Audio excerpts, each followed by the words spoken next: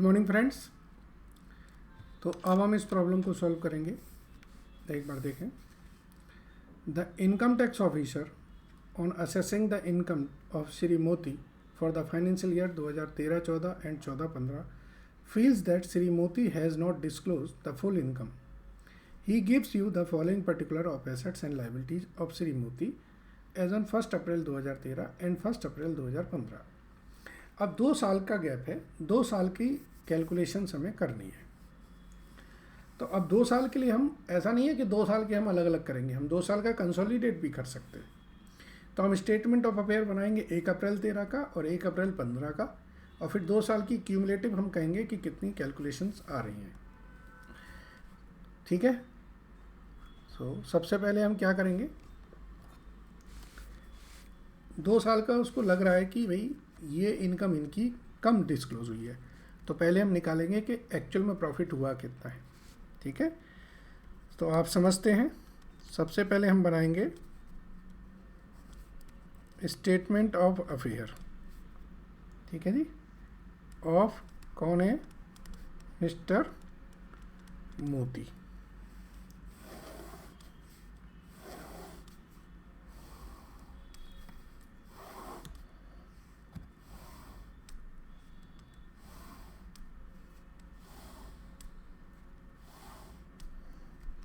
एक अप्रैल 13, 1 अप्रैल 13, 1 अप्रैल 15, 1 अप्रैल 13, 1 अप्रैल 15।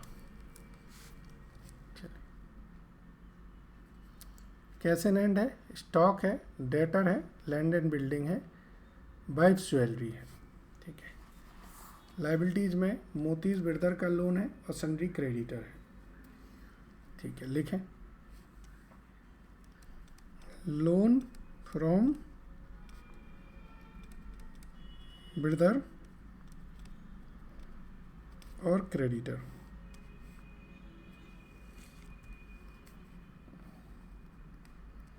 Loan from बिरदर कितना? 20,000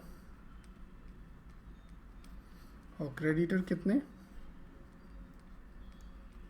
55,000। और कैश इन हैंड स्टॉक, ये एसेट साइड में लिख दें। Cash in hand stock sundry debtors land and building wife's jewellery. ठीक है जी। कैश इन हैंड कितनी है? 25,500, 56,000। डेटर है 41,500 के, 1,90,000 की लैंड एंड बिल्डिंग है और वाइफ की ज्वेलरी है 75,000 की। ठीक है जी। ओके। अब हम 1 अप्रैल 2015 की बात करेंगे। कैश इन हैंड है 16,000,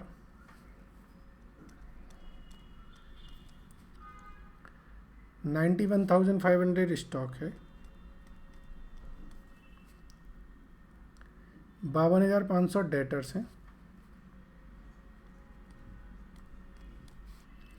1,90,000 की लैंड एंड बिल्डिंग है, वाइफ की ज्वेलरी हो गई है 1,25,000 की। क्वेश्चन में यहाँ पर था लोन बिरदर को दिया था, नहीं 1 अप्रैल 13 को हमने लोन लिया था और अभी यहाँ पर हो गया लोन दिया है कितना? 20,000 का। तो ये बैलेंस ख़त्म हो गया है और क्रेडिटर का जो बैलेंस है वो है 55,000। अच्छा, दोनों तरफ 55,000 है।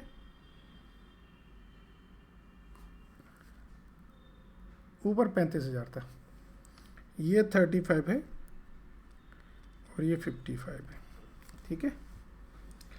चलिए, तो जब अब इसका टोटल करेंगे तो ये आएगा 3,88,000, 3,88,000। सो बैलेंसिंग फिगर आएगी 3,33,000।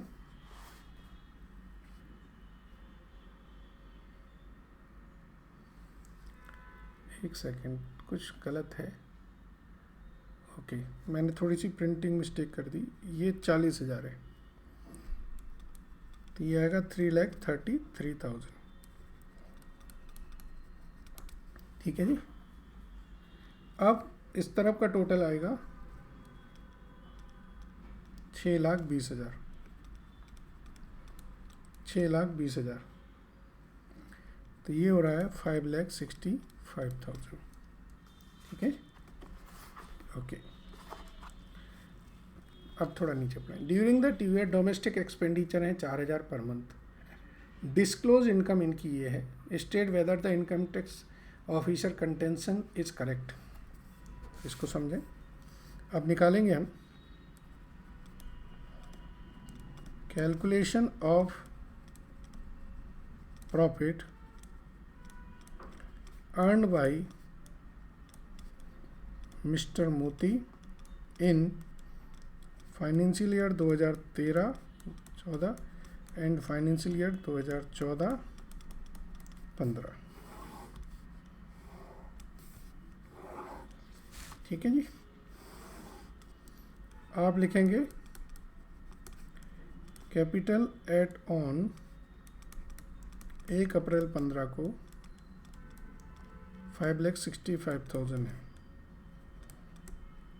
ड्राइंग है इनकी 4,000 पर मंथ और 2 साल के लिए होते हैं 24 मंथ, तो ये हो गया 96,000। एडिशनल कैपिटल कोई है नहीं।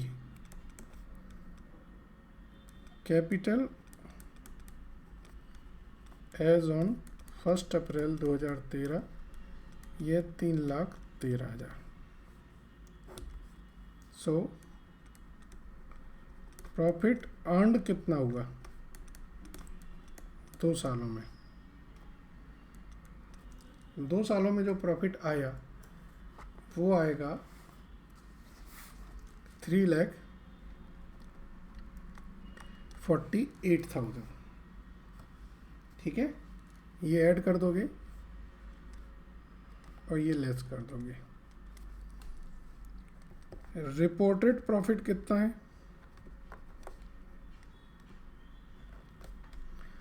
इन्होंने जो प्रॉफिट बताया है वो 1,05,000 और 1,23,000 बताया 2 सालों में, मतलब 2,28,000 का प्रॉफिट रिपोर्ट किया था। तो ये अंडर रिपोर्टिंग कितनी है? इसको कहेंगे सप्रेस्ड इनकम या काला धन। ठीक है, 1,20,000 की इनकम है जो छिपा ली गई। तो अब हम क्या कहेंगे? इनकम टैक्स ऑफिसर की कंटेंशन करेक्ट थी कि नहीं थी? तो हम लिखेंगे yes, the income tax officer contention is correct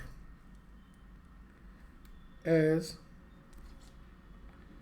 Mr. Moti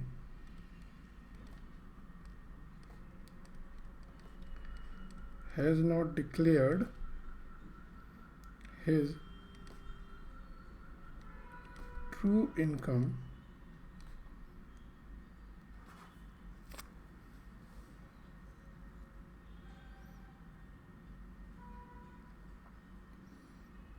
ठीक है।